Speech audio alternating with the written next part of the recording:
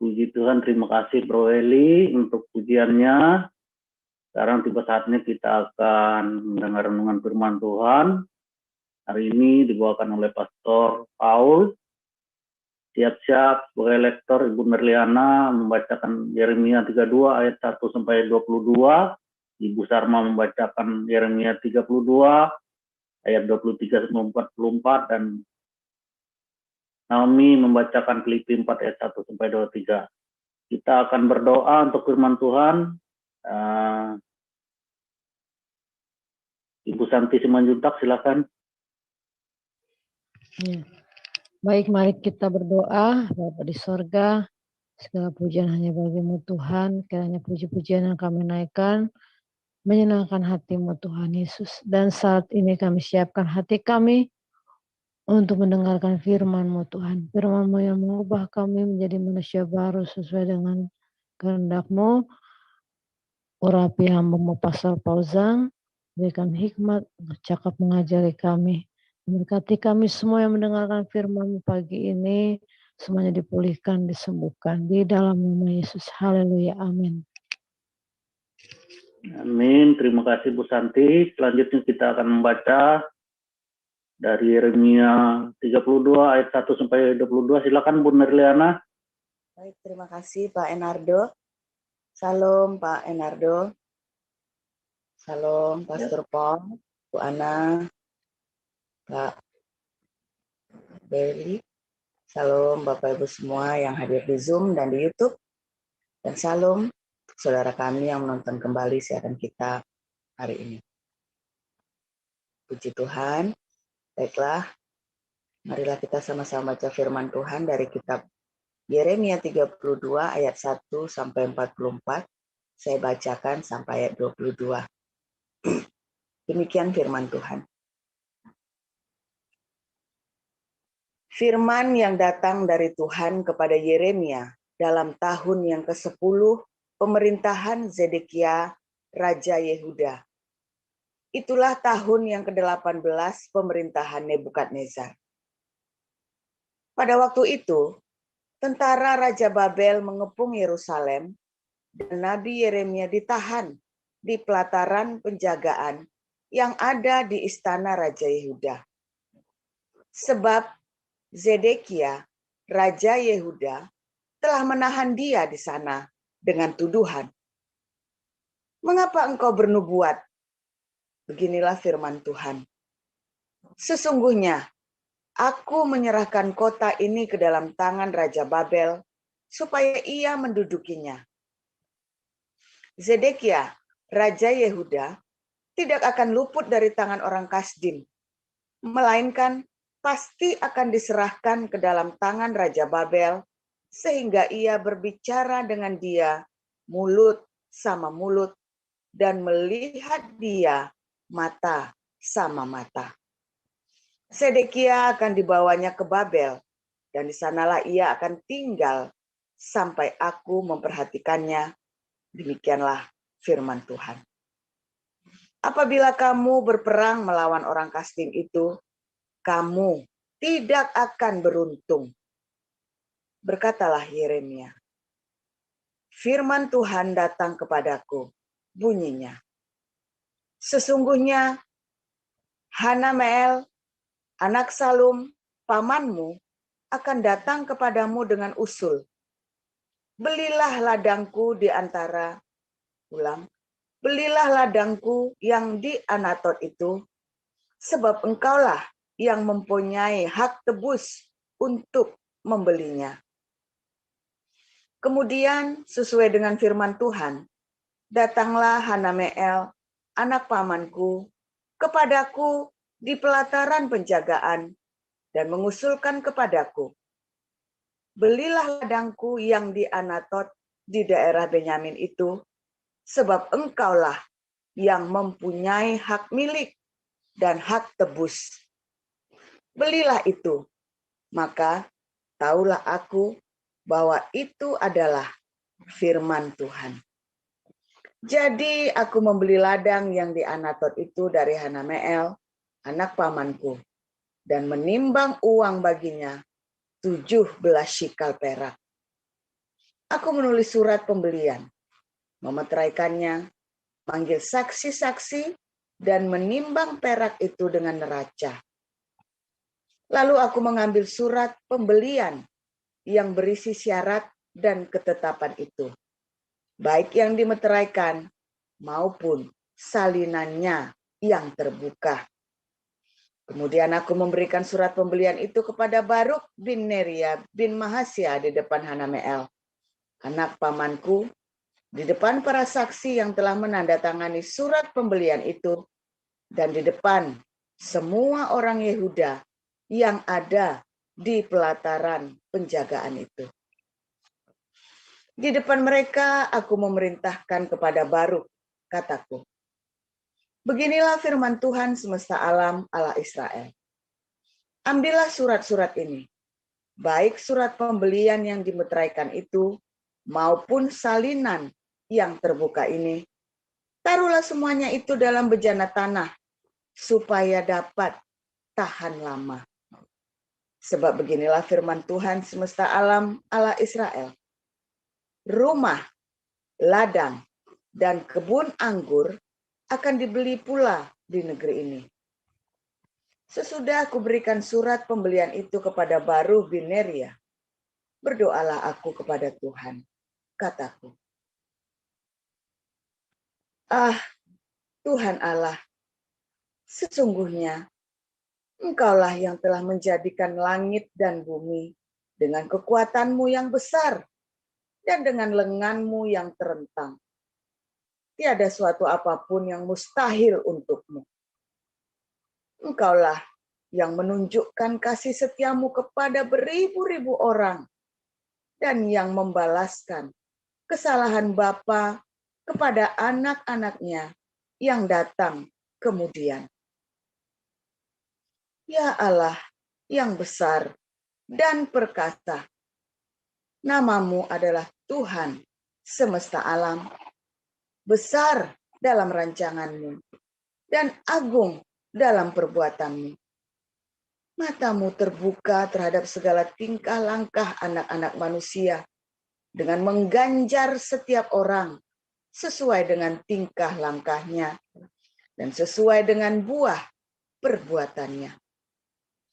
Engkau yang memperlihatkan tanda-tanda dan mukjizat-mukjizat di tanah Mesir, sampai kepada waktu ini kepada Israel dan kepada umat manusia, sehingga engkau membuat nama bagimu seperti yang ternyata pada waktu ini. Engkau telah membawa umatmu Israel keluar dari tanah Mesir dengan tanda-tanda dan mukjizat-mukjizat, dengan tangan yang kuat dan lengan yang teracung, dan dengan kedahsyatan yang besar. Dan engkau telah memberikan kepada mereka negeri ini seperti yang telah kau janjikan dengan sumpah kepada nenek moyang mereka untuk memberikannya kepada mereka suatu negeri yang berlimpah-limpah susu dan madunya. Demikian. Lanjut, Bu Sarma.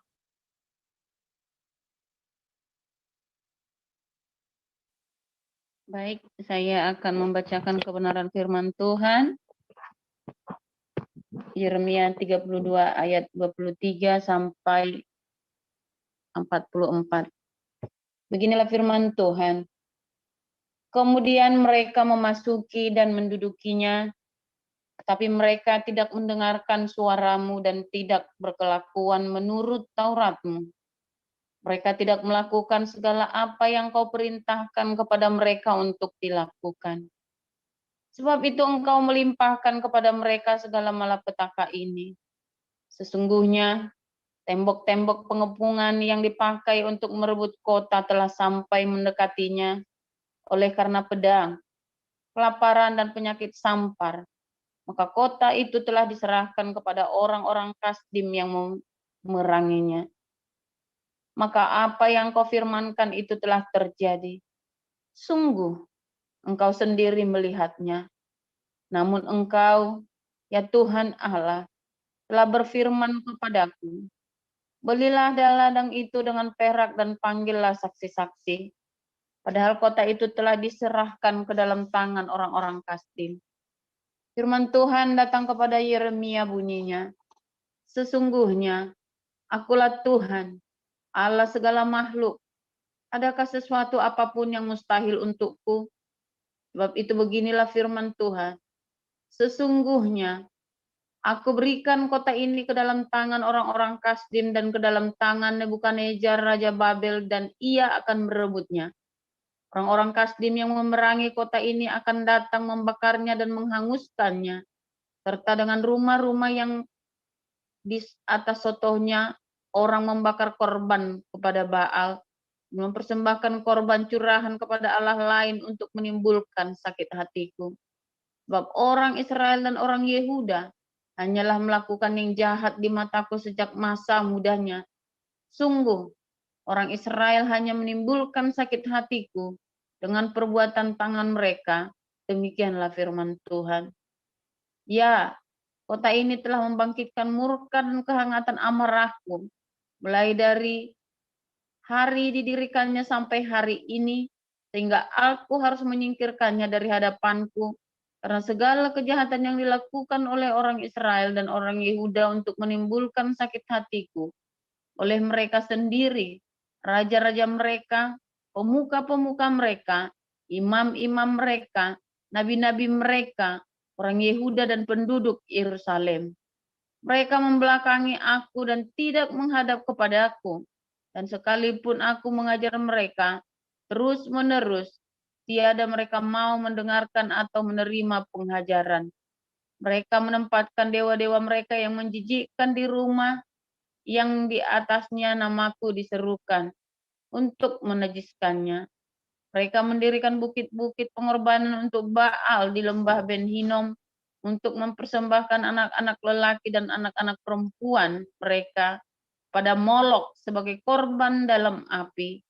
Sekalipun aku tidak pernah memerintahkannya kepada mereka, dan sekalipun hal itu tidak pernah timbul dalam hatiku, yakni hal melakukan kejijikan ini, sehingga Yehuda tergelincir ke dalam dosa. Oleh sebab itu, beginilah firman Tuhan, Allah Israel mengenai kota ini, yang engkau katakan telah diserahkan ke dalam tangan Raja Babel karena pedang, kelaparan, dan penyakit sampar. Sesungguhnya aku mengumpulkan mereka dari segala negeri, kemana aku mencerai-beraikan mereka karena murkaku, kehangatan amarahku, dan gusarku yang besar, dan aku akan mengembalikan mereka ke tempat ini, dan akan membuat mereka diam dengan tenteram. Maka mereka akan menjadi umatku, dan aku akan menjadi Allah mereka.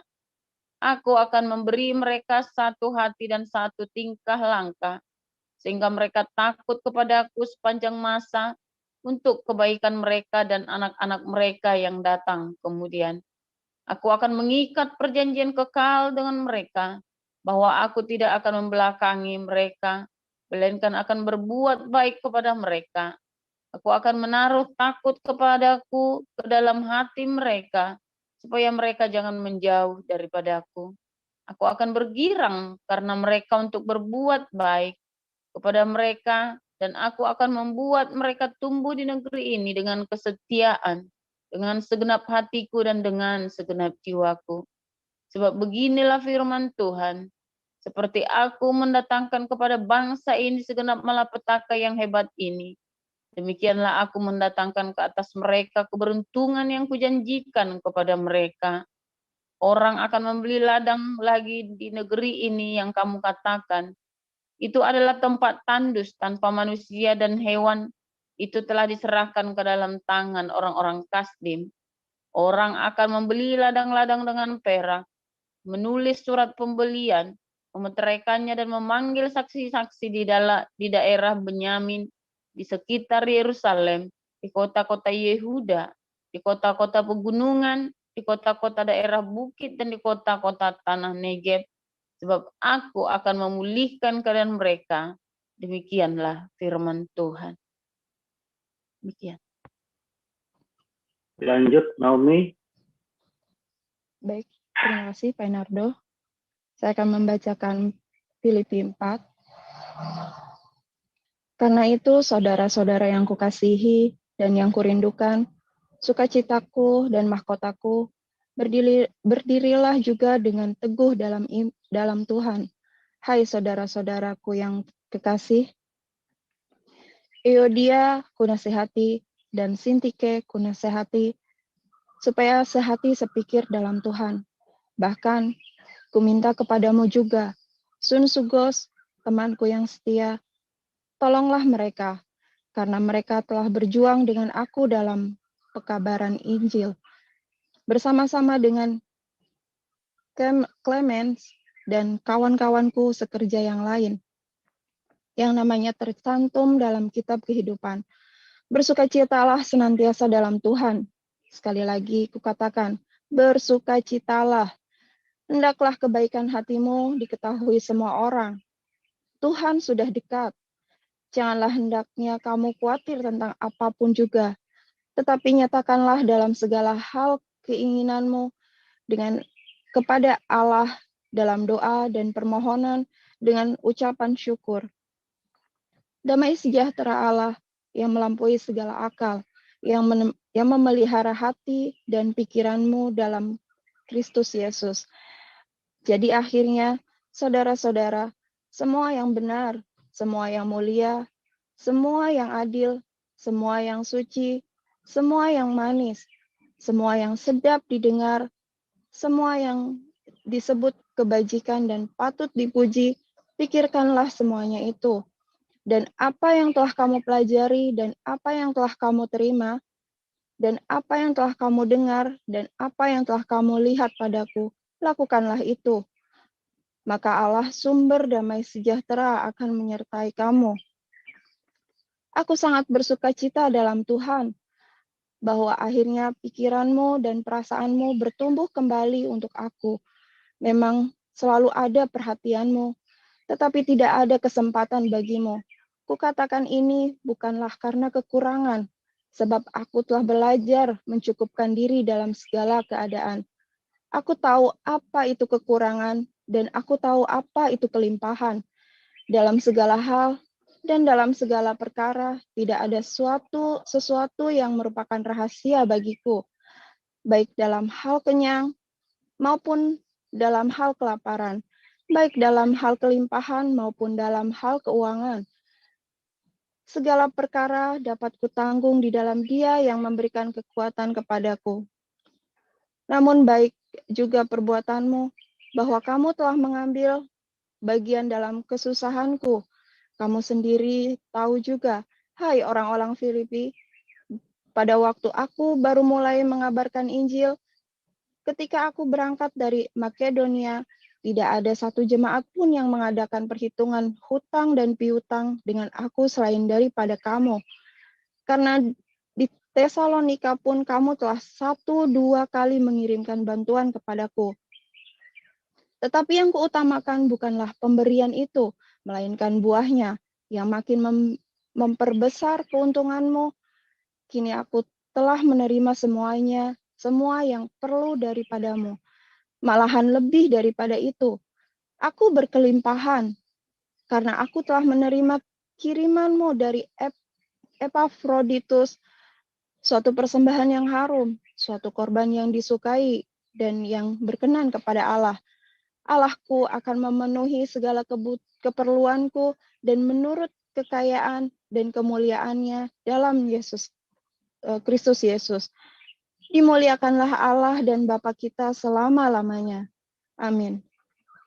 Sampaikanlah salamku kepada tiap-tiap orang kudus dalam Kristus Yesus. Salam kepadamu dari saudara-saudara yang bersama-sama dengan aku. Salam kepadamu dari segala orang kudus, khususnya dari mereka yang di istana Kaisar. Kasih karunia Tuhan Yesus Kristus menyertai rohmu. Amin. Amin. Terima kasih untuk Bu Nerliana, Bu Sarma, dan Naomi. Kita akan dengar renungan firman Tuhan dan tema mengubah nasib. Silakan Pastor Paul. Ya, tolong ditampilkan ayat 42, Yeremia tadi.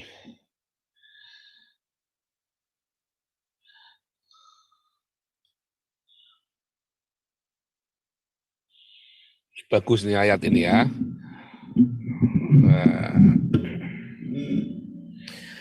Yeremia 32 ayat 42 ya. Saya mau bacakan ulang untuk Anda.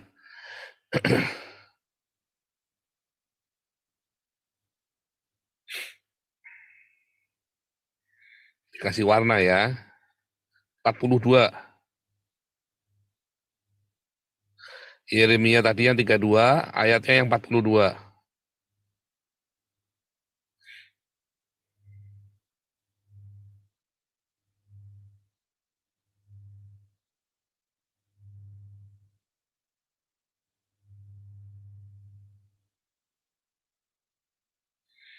Sebab beginilah firman Tuhan, seperti aku mendatangkan kepada bangsa ini segenap malapetaka yang hebat ini, demikianlah aku mendatangkan ke atas mereka keberuntungan yang kujanjikan kepada mereka. Bagus ini saudara ya.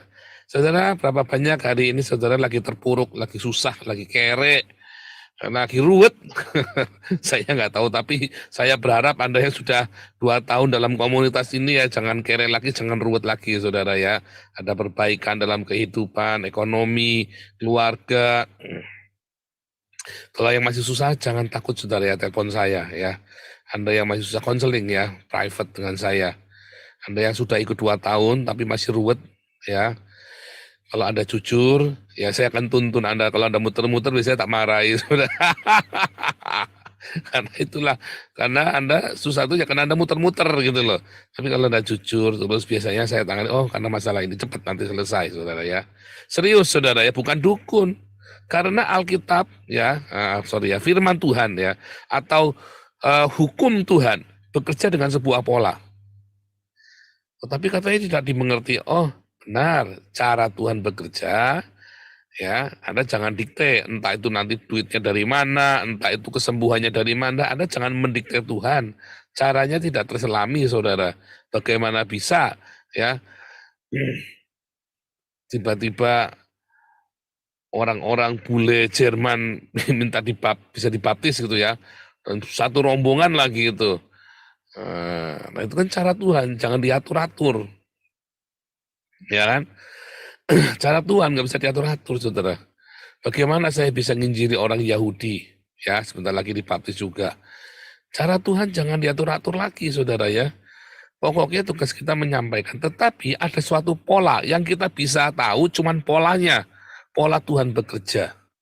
Nah, saudara, ketika ada musibah itu datang dalam hidupmu, ya, maka itu dalam sebuah pola.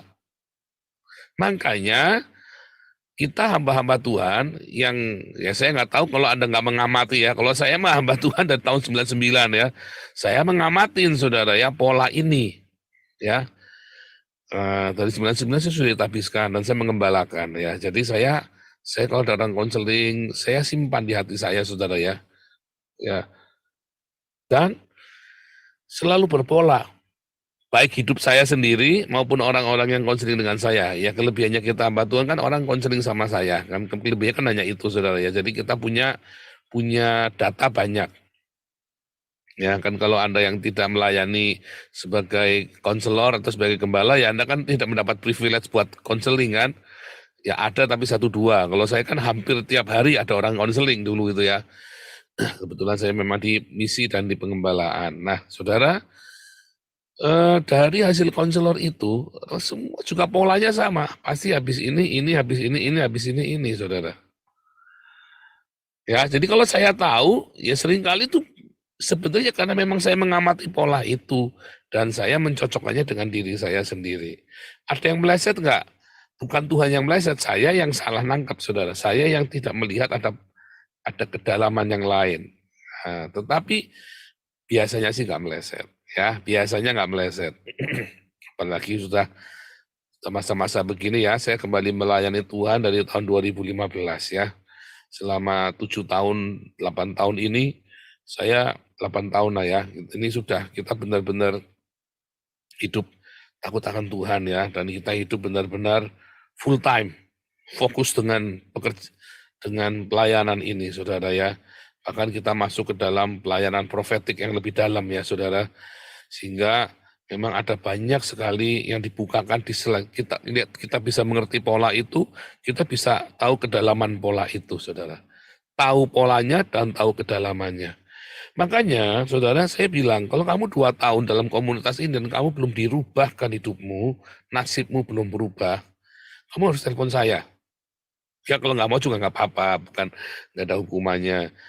Ya, memang kamu bisa telepon saya. Kalau Anda memang benar-benar ingin dirubah, tapi ya, Anda telepon saya kasih tahu masalahmu di mana. Ya, kalau saya marahin, tenang saja, berarti saya sedang tegur hidup kamu. Dan kalau kamu terima, kamu akan berubah nanti. Kalau kamu nggak terima, ya nggak berubah. Yang berubah banyak kok. Yang nggak berubah, ya ada, masih ada. Saya juga sedih. Tapi yang dirubah banyak kok. Ya, kenapa 2 tahun? Karena tahun pertama itu kamu akan makan apa yang tumbuh sendiri. 2 tahun itu kamu suruh menabur. Tahun ketiga kamu menuai, saudara.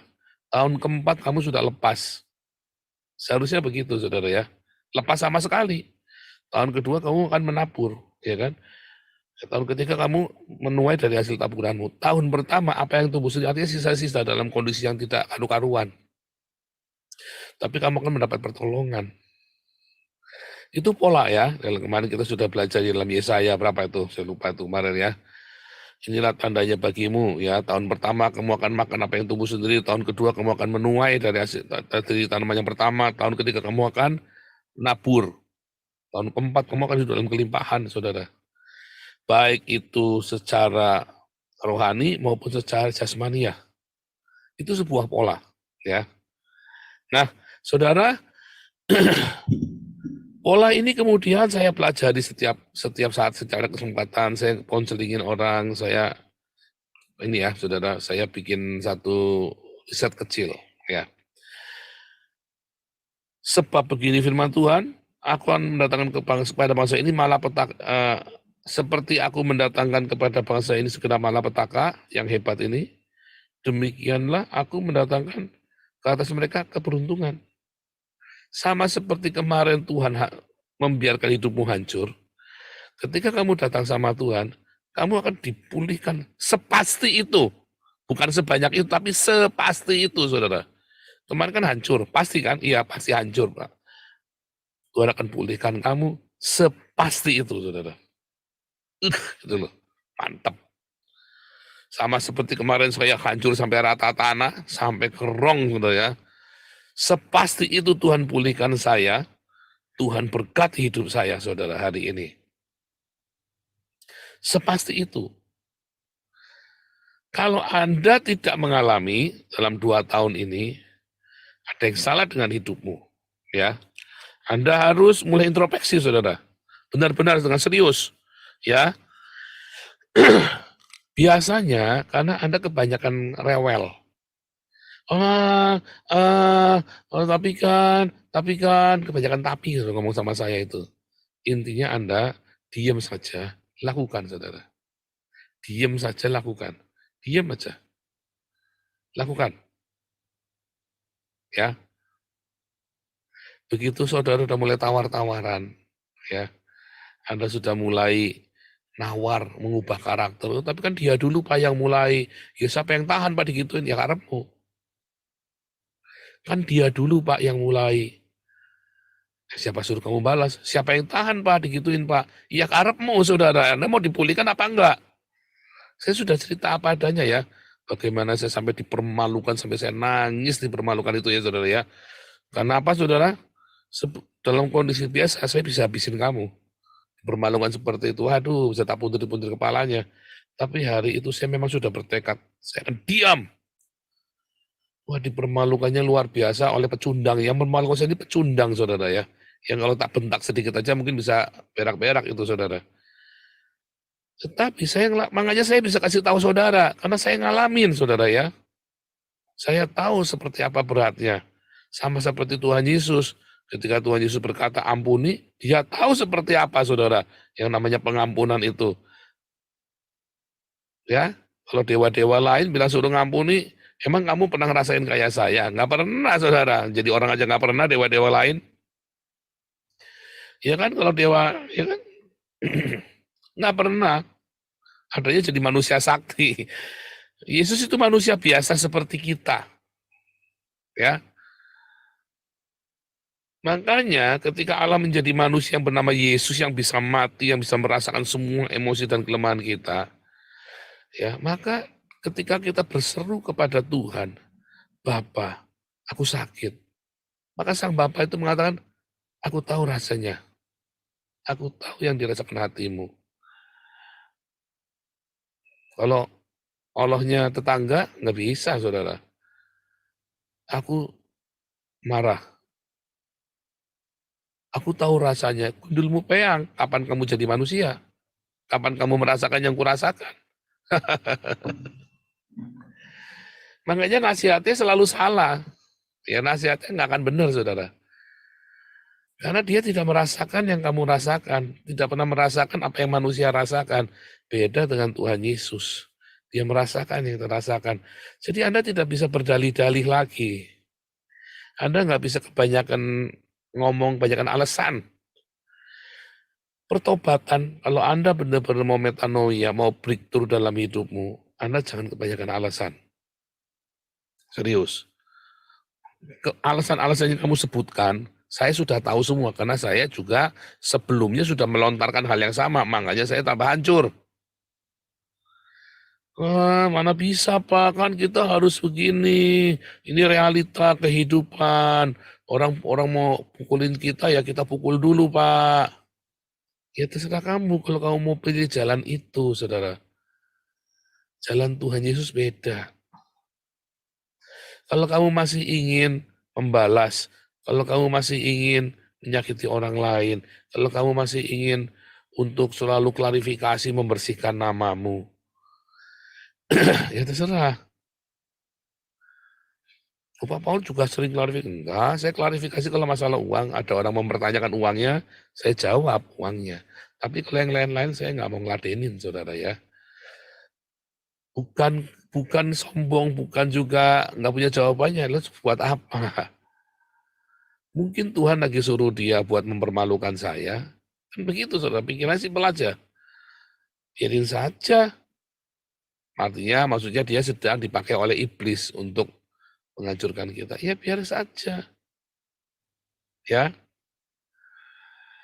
Oh, tapi kan nanti yang lain akan rusak, Pak. Enggak. Coba saya berapa banyak dihajar, difitnah. Kolektornya kita nggak berkurang loh, saudara. Ya kan? Panennya tambah banyak. Panen jiwa-jiwa ya. Komunitas kita makin besar. Pelayanan kita makin bertambah. Bahkan saya ditambah bonus lagi ya. Banyak baptisan juga di Eropa ini lagi. Saya setahun ini benar-benar panen ya. Kemarin saya selama corona saya diem di rumah sampai bingung ya. Tapi lagi corona mak saya panen ini ya, panen subscribers lagi corona. Hari ini saya panen jiwa-jiwa beneran ya, kita baptis saya mulai turun lagi ya. Turun lagi ini gara-gara corona saya perutnya jadi buncit ya saudara, jadi gemuk ini ya saya terlalu. Waktu kemarin saya mulai turun ke jalan, wah kerasa ya ngap ya saudara ya jalan ya. Kurang lincah tapi nggak apa-apa, nanti kalau saya jalan terus kan nanti sehat. Tapi kemarin enak ya, saya jalan biarin 17.000 langkah saudara ya. Lumayan saudara, pegel. Aduh, sampai rumah saya tidur terus. sampai Belanda saya tidur terus. Wah, setiap hari jalan 17.000 langkah ya. Dari stasiun ke stasiun, naik turun bis. Sehat ya saudara ya, sehat. Satu, Anda kebanyakan alasan saudara ya, sehingga nasibmu tidak bisa dirubah. Firman Tuhan sudah bilang ini, lakukan saja saudara. Makanya di dalam Matius 7 cerita tentang orang yang membangun rumah ya.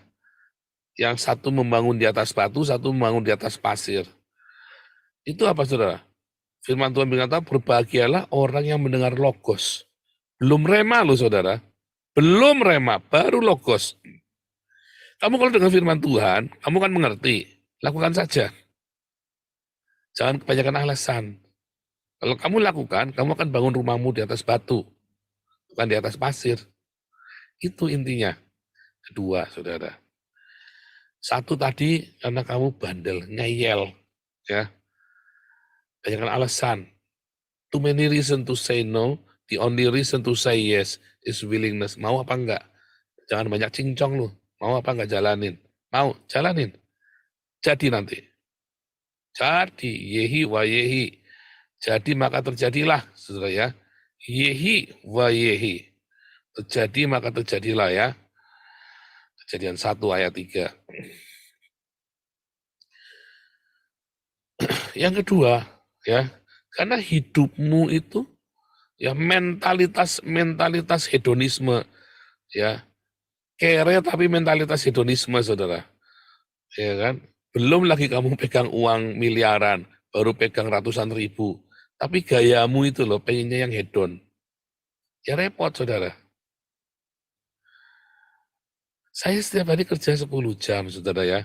Anda tahu kadang-kadang saya sampai sakit, kadang-kadang saking capeknya ya waktu ya. Saya minta dimaafkan waktu mengajar saya. Kalau orang yang nanyanya udah muter-muter, makanya saya gusar ya. Ya ketiduran. Kenapa? Karena capek sekali memang, saudara ya. Tetapi bukan berarti itu saya menikmati. Saya menikmati rasa capek itu, saudara. Karena saya tahu saya sedang bekerja. Ya hanya memang belakangan lagi saya kurangi ya, Saya bersyukur ini saya ada tambahan kuliah ya. Tambahan kuliah ini mengurangi saya aktivitas bekerjanya. Karena kalau kuliah kan saya cuma duduk dengar, ya kan. Nah, itu cukup bikin rileks ya, nggak sepaneng. Dan saya mengajarkan kepada Anda untuk rajin bekerja. Jangan males-malesan. Ya, apapun yang bisa Anda kerjakan. Makanya kalau Anda yang hari ini nganggur, ya, Anda gabung dengan Damar Kasih, dengan Galarua, sebagai volunteer.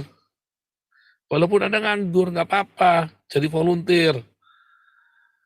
Ya, di Damaris, kalau ada baksos, jadi volunteer.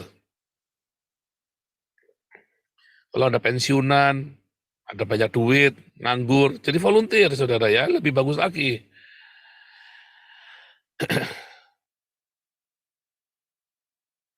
Sehingga Anda selalu punya kegiatan. Jangan banyak alasan untuk tidak bekerja, saudara ya. Kecuali kita lagi repotan atau apa ya, sakit, parah ya. Kakak saya saja sakit, tetap kerja, saudara ya. Cuma dibatasi. Cuma tetap bekerja. Itu ya, saudara ya. Nah, gaya hidup mental hedonis ini, satu karena dia malas, memang dasarnya malas, keset, saudara ya.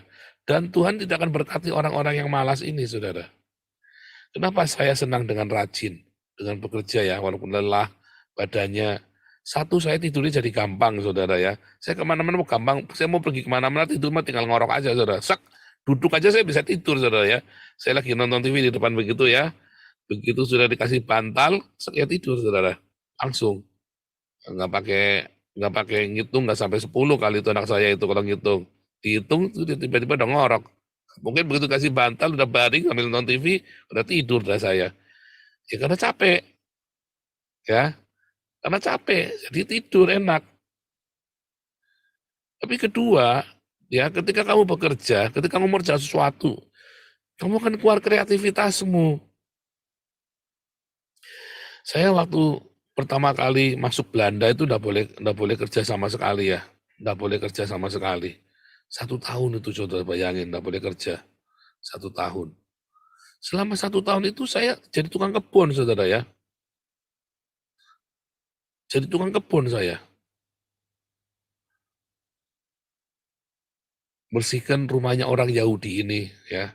Bersihkan rumahnya orang Belanda, ya kan. Jadi tukang kebun, mau dibayar nggak boleh. Kalau saya kan nggak boleh terima uang, ya kan.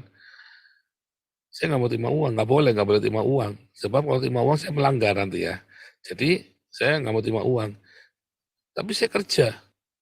Pokoknya tiap hari supaya bisa tidur ya tadi. Tapi kedua, saudara, ketika tangan saya bekerja, tiba-tiba otak saya kreatif, saudara ya. Sebetulnya begitu. Jadi saudara jangan sampai diem di rumah nganggur nggak ngapa-ngapain.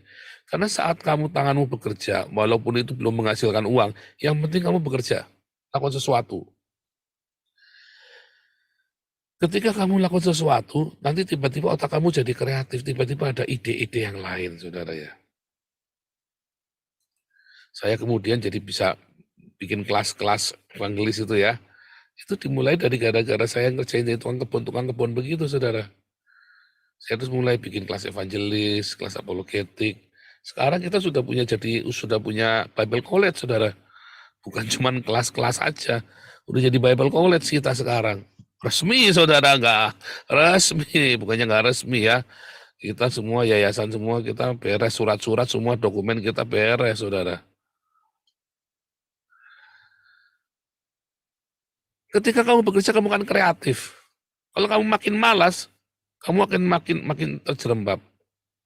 Ya, di dalam teori manajemen itu ya, saudara, jangan berikan pekerjaan kepada orang yang nganggur. Makanya kalau Anda cari kerjaan, lagi ngelamar kerja, Anda dalam kondisi nganggur, lagi interview, sekarang kerjain apa? Ya nganggur, Pak. Susah Anda diterima kerjaan. Tapi kalau ditanya, ngelamar kerja, mau jadi apa? Saya mau jadi ini, Pak, bagian ini. Kamu sekarang kerjain apa? Saya ngerjain ini, Pak. Oh, penghasilannya berapa? Enggak ada, Pak. Saya bantuin, Pak. Karena nggak ada kerjaan. Saya nyari-nyari kerjaan supaya saya jam 8 keluar, jam 4 sore pulang. Terbiasa kerja tanganmu walaupun kamu lagi nganggur. Kamu kan mudah keterima, saudara.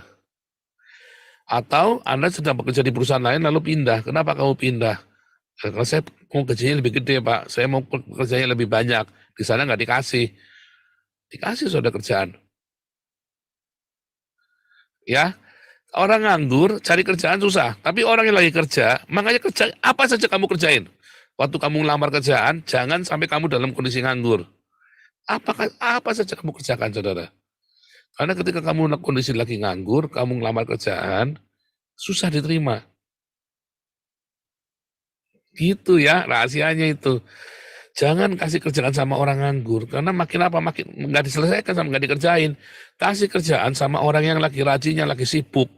Di tengah kesibukannya dia, justru kerjaan itu kan diselesaikan. Aneh ya? Ya tapi itulah.